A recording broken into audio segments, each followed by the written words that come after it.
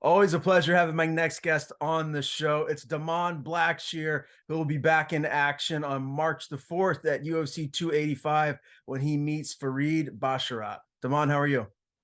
I'm doing good, bro. How are you? I'm good. As always, man, I appreciate the time. I see you're looking good. Obviously, I follow you on social media, so I see everything that's going on in your camp, or at least what you post. How have things been thus far at Jackson Wink? Oh, everything's been money, man. Fucking everything's coming together. I've been drilling a lot, getting a whole bunch of repetitions in, and fucking pushing the cardio. Anyone new as far as sparring partners go in this camp, or anyone specifically to maybe help you get ready for Basharat? Uh, I've been working with Spice, up and comer. He just won his third fight in the first round, and then I've been working with Steve Garcia a lot. I've been working with those two guys, working stand up and just a little bit of strategy. So they've been giving me some good looks. So. And how long has it been now that you've been at Jackson Wink? Yeah, I know time just seems to go by like every year flies by faster than the last. And I know you've been there for a minute now. Has it been 2 years? It's been about 3 years. Three I years. came down here during COVID, Okay. and I left for a little bit, and then I came right back. So yeah, it's been about 3 years. Been training, getting used to this elevation, getting acclimatized, and been grinding, man. Yeah, so it's got to feel like home for you now. I mean, those relationships that you've built with your sparring partners, your teammates, your coaches, I mean, those must have evolved tremendously over the time that you've been there. Have you really built like a couple of key relationships, maybe with some people that you spend most of your time with there? Oh yeah, absolutely. Yeah, with my coaches and my teammates. So yeah, we know each other by now. And I see you guys are running the hills. They call it, is it Wink Hill? Is that what you were doing the other day? Yeah, Wings Hill. My coach that ran with us, he renamed it. He calls it Wings Mountain because it's a trip, man. Takes about an hour to get up there, and we do about 10 sprints. And like, man, it in certain spots it feels like you're climbing straight up.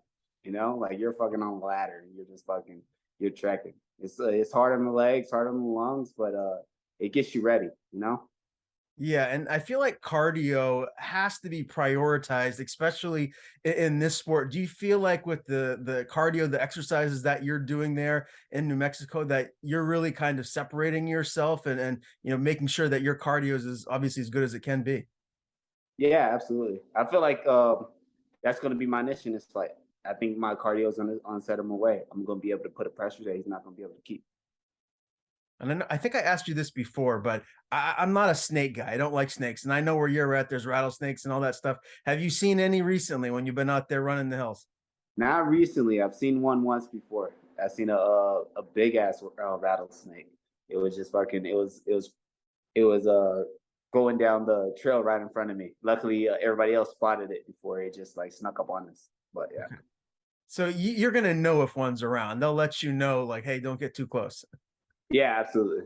Okay. No, yeah, kind of. You could honestly accidentally probably stumble upon one.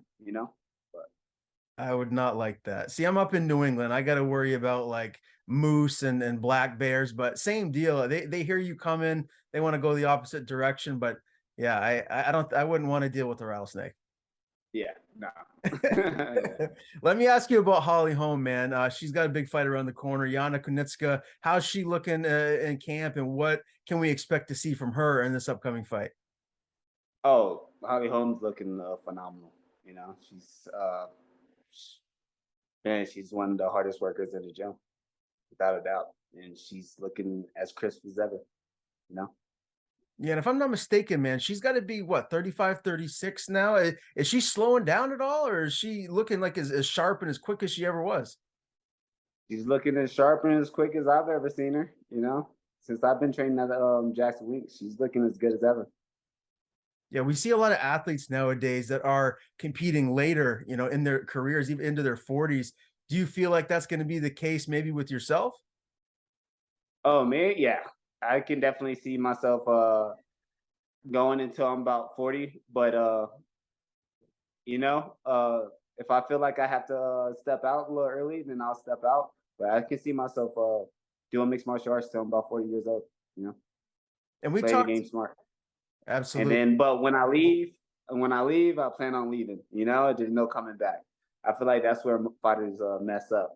They leave, and then because they knew their body tells them that they should stop doing this, and then they try to come back, and that's where everything goes downhill. You know. That makes sense, man. I think you got your head on straight. We talked a little bit before we went live, and as everyone knows, your UFC debut, that was a short notice fight against Yusuf Zalal all the way back in August of last year. It was a majority draw. You didn't get a full camp. How much better of a version of Da'Mon Blackshear are we going to see here in this fight? 100%, 100% better for sure. I'm gonna put pressure. I'm coming forward the whole time. You're gonna be able to see all my tools. Um, Farid, Farid allowing it. You know what I'm saying?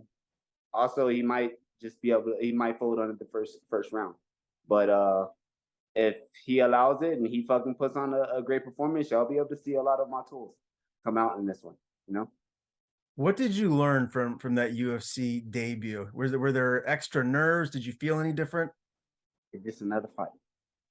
Once we are locked in and that cage closed, it's just another fight. It's just me, a mano on a mano. You know what I'm saying? All the crowds, all the lights, everything else that's going on, all that is blank. And it's just me and him. You know what I'm saying? Kill or be killed.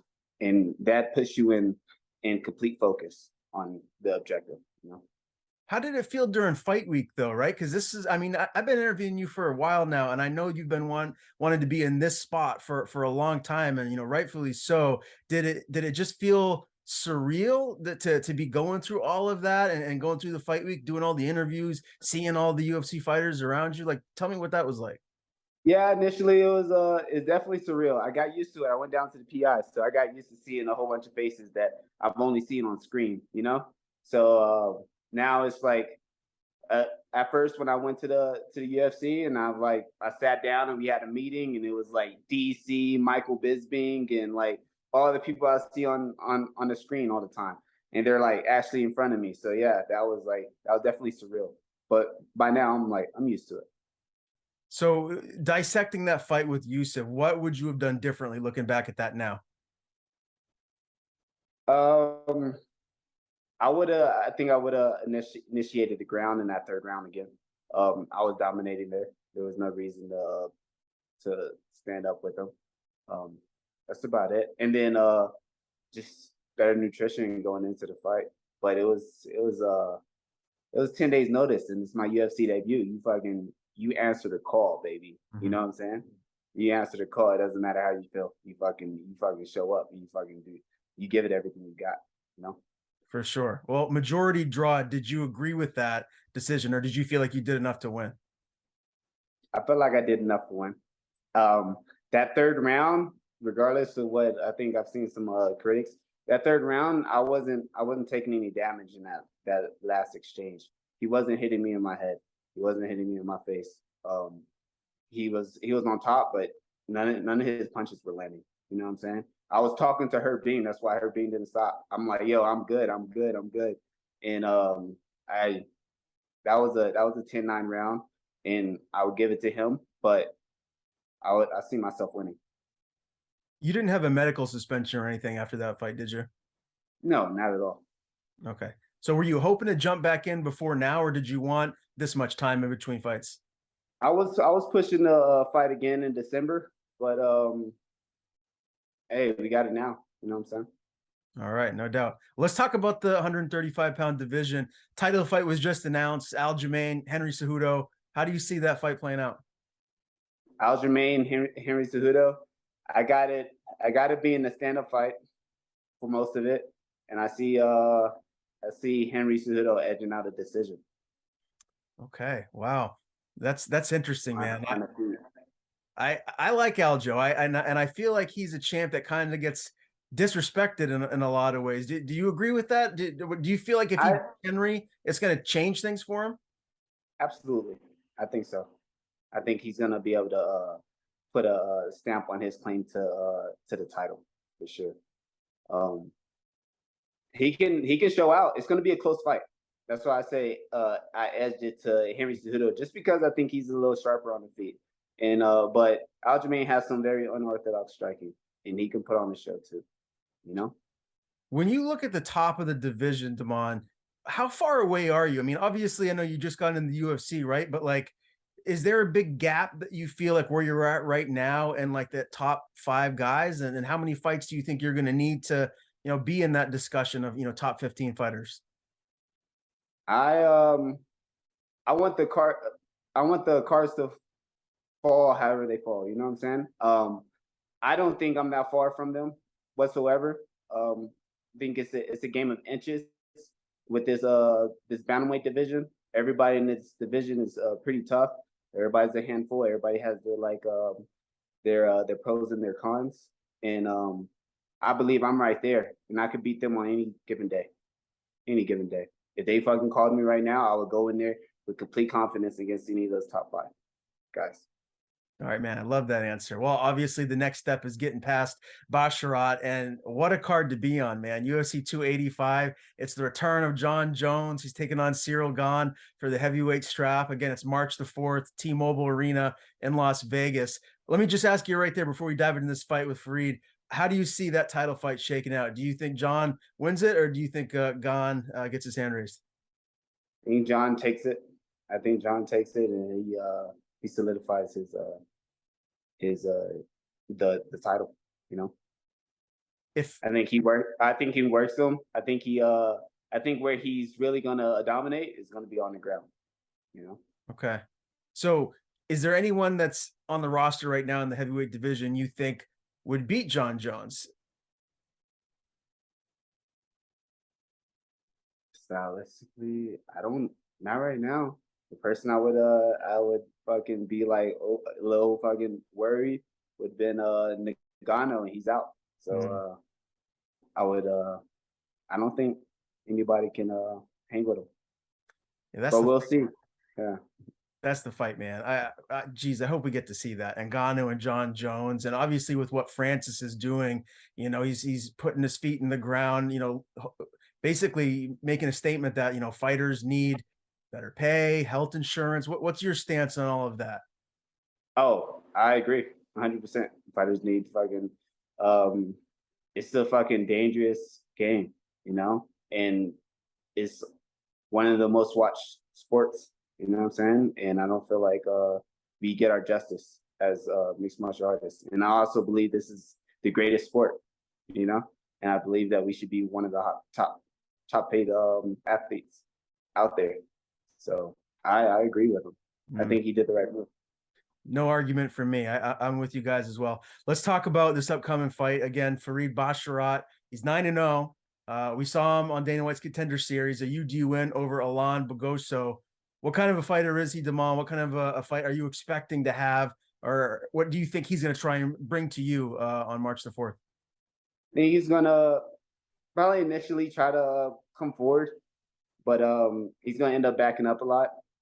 He's a very defensive wrestler, so he shoots reactively, and I'll be prepared for everything that he brings. You know what I'm saying? I adjust well, so I definitely have a strategy, but I definitely plan on him adjusting during the fight as well. So we'll see. You seem to be maybe as confident as you've ever been since I've been interviewing you. Is that accurate? Yeah, I feel extremely confident coming into this fight. So do you just feel like maybe just the preparation that you've put in camp and just knowing how Prepar- your skill sets evolved? Yeah, absolutely. And now I'm settled in the UFC. I don't got to worry about fucking my next meal. You know what I'm saying? Like, just being honest with that, Yusuf Zalal, you calling me out from my fucking couch. I was in training camp for a potential fight, but my money wasn't right. I wasn't eating correctly. I definitely probably ate some spoiled shit before this fight and fucking hurt my stomach. I left it out because I don't want to give people excuses and everything like that. But yeah, I'm fucking healthy. You know what I'm saying? And I'm eating. I'm eating well. I'm at peace, and I'm completely focused on this fight. So I feel extremely confident for this. Like I feel 100% going into this fight right now. Are you going to be disappointed if you don't get him out of there, or are you just more concerned with getting a dominant win? Getting a dominant win. My goal is to win, and winning in my mind is finishing my opponent. You know what I'm saying? In my mind, finishing my opponent with every opportunity that I have, that would solidify a win. And at the end of the results, maybe it went to decision.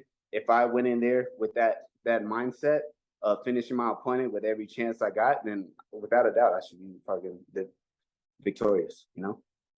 Ultimately, how do you see this fight ending? Do you think you get him out of there, and how? Sub, KO?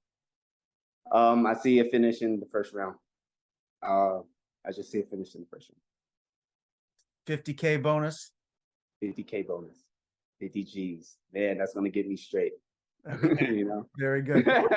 What would you do with that? Would you just kind of set it 50 aside? G's. Oh no, that's fucking paying off debt. That's getting my money right. That's helping me get my next 50 G's. You know, Very good, man. get my life situated, and then the next 50 G's after that, I might buy something fancy. Nice Okay. little car. Well deserved. Last thing for me, Da'Mon, how active are you trying to be here in 2023? How many fights would you like to get? 3 to 4. Right now it's looking like probably 3. But 3 to 4, I want to be as active as possible. You know. All right, my man. Well, again, I always appreciate you giving me some of your time. Can't wait to see you back in there again. UFC 285, March the 4th. Da'Mon Blackshear faces Farid Basharat. As always, before we sign off, I want to give you the floor, bud. Tell people where they can follow you on social media. If you have anyone to thank, the floor is yours. You can follow me on Instagram, the monster DA_monster94, and then I want to thank my management helping me get out to Albuquerque and push me through this camp. Jackson Winks MMA, D3 Defense pushed me as well during this camp and being a great training partner, and all my teammates at Jackson Winks